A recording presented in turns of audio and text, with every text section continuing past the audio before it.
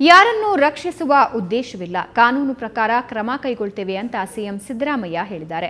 ದೆಹಲಿಯಲ್ಲಿ ಮಾತನಾಡಿದ ಅವರು ಯಾವುದೇ ಕಾರಣಕ್ಕೂ ತಪ್ಪಿತಸ್ಥರನ್ನ ರಕ್ಷಿಸುವ ಪ್ರಶ್ನೆಯೇ ಇಲ್ಲ ಅಂತ ತಿಳಿಸಿದ್ದಾರೆ. ಅಲ್ಲದೆ ಈ ಕುರಿತು ನಾಳೆ ಸದನದಲ್ಲಿ ಉತ್ತರಿಸುತ್ತೇನೆ ಅಂತ ಪ್ರತಿಕ್ರಿಯೆ ನೀಡಿದ್ದಾರೆ.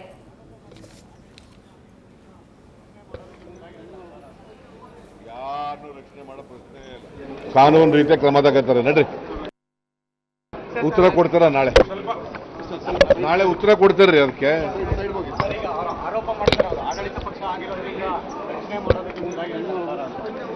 ಯಾರನ್ನು ರಕ್ಷಣೆ ಮಾಡೋ ಪ್ರಶ್ನೆ ಇಲ್ಲ.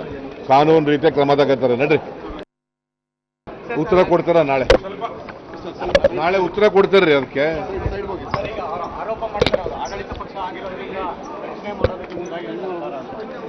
ಯಾರನ್ನು ರಕ್ಷಣೆ ಮಾಡೋ ಪ್ರಶ್ನೆ ಇಲ್ಲ. ಕಾನೂನು ರೀತಿಯ ಕ್ರಮ ತಗೋತಾರೆ. ನಡ್ರಿ. ಸ್ಕೈಬಾರ್ನಲ್ಲಿ ಪೊಲೀಸರ ಮೇಲೆ ಹಲ್ಲೆ ಪ್ರಕರಣದ ಬಗ್ಗೆ ಪ್ರತಿಪಕ್ಷ ನಾಯಕ ಈಶ್ವರಪ್ಪ ಪರಿಷತ್ನಲ್ಲಿ ಪ್ರಸ್ತಾಪಿಸಿದರು. ಈ ವೇಳೆ ಪರಿಷತ್ನಲ್ಲಿ ಗೃಹ ಸಚಿವ ಜಾರ್ಜ್ ಇಲ್ಲದೇ ಇರೋದಕ್ಕೆ ಈಶ್ವರಪ್ಪ ಗರಂ ಆದರು.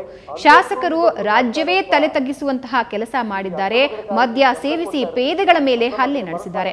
ಇದಕ್ಕೆ ಉತ್ತರಿಸೋದನ್ನ ಬಿಟ್ಟು ಗೃಹ ಸಚಿವರು ಮನೆಗೆ ತೆರಳುವ ಅಗತ್ಯ ಏನಿತ್ತು ಅಂತ ಈಶ್ವರಪ್ಪ ಪ್ರಶ್ನಿಸಿದರು.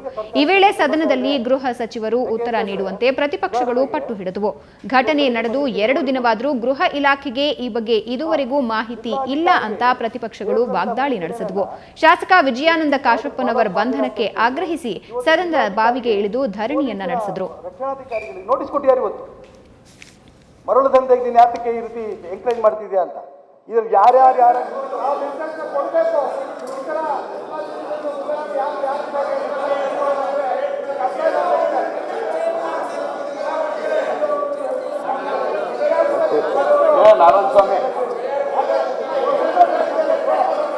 ನಾರಾಯಣ ಸ್ವಾಮಿ ಏನಪ್ಪ,